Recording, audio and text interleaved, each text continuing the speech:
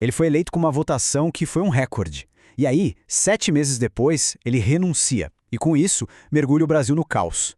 Hoje a gente vai tentar entender o fenômeno Jânio Quadros, que é sem dúvida uma das figuras mais enigmáticas da nossa política. Pois é, essa é a pergunta que fica no ar, né? Como é que um presidente que teve a maior votação da história do Brasil até aquele momento dura só 7 meses no poder? É uma coisa meio espetacular, rápida demais. E esse paradoxo, ele não define só um governo, sabe? Ele define um momento bem crítico da nossa história. Então, bora investigar isso aí. Mas pra gente entender essa queda, primeiro a gente tem que voltar um pouquinho e entender a ascensão.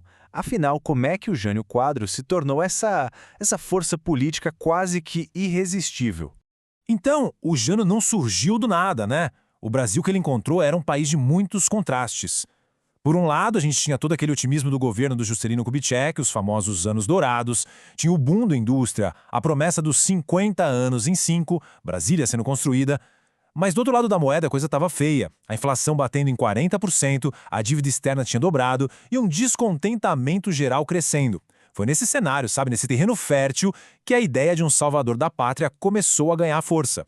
E aí que entra o Jânio. No meio desse descontentamento todo, ele aparece. E a carreira dele, gente, foi uma coisa explosiva. Ele não vinha daquela elite política tradicional. E mesmo assim, em tempo recorde, ele foi vereador, deputado, prefeito, governador em São Paulo, sempre passando aquela imagem de que ele era diferente, que ele não era mais um. E foi exatamente essa imagem, de alguém de fora, que serviu de base para uma das campanhas mais icônicas da história do Brasil. A grande sacada da campanha dele estava no símbolo, uma vassoura. Simples assim. Mas era uma ideia direta e incrivelmente poderosa. A mensagem era super clara e todo mundo entendeu. Ele ia varrer a sujeira, varrer a corrupção da administração pública. Isso pegou em cheio no país inteiro. Tá, mas e quem é que apoiou essa ideia? Bom, foi uma mistura, uma coalizão bem ampla e até improvável.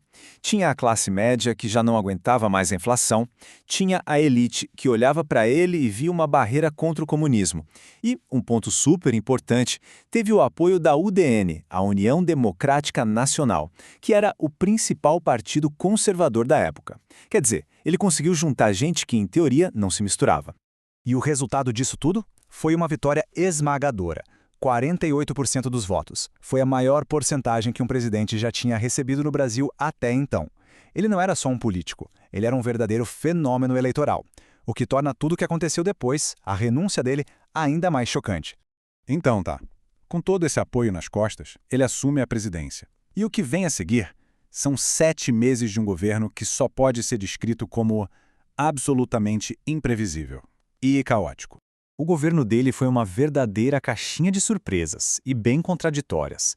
Olha só, ao mesmo tempo em que ele se preocupava em proibir biquíni na praia e rinha de galo, ele tomava umas atitudes que desafiavam toda a lógica da Guerra Fria.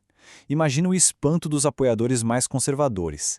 Ele não só reatou as relações com a União Soviética, como também condecorou Che Guevara, o revolucionário, com a maior honraria do Brasil. O que era isso? Era uma tentativa de ter uma política externa mais independente ou era só excentricidade pura? Ninguém sabia dizer. E era impossível adivinhar qual seria o próximo passo dele.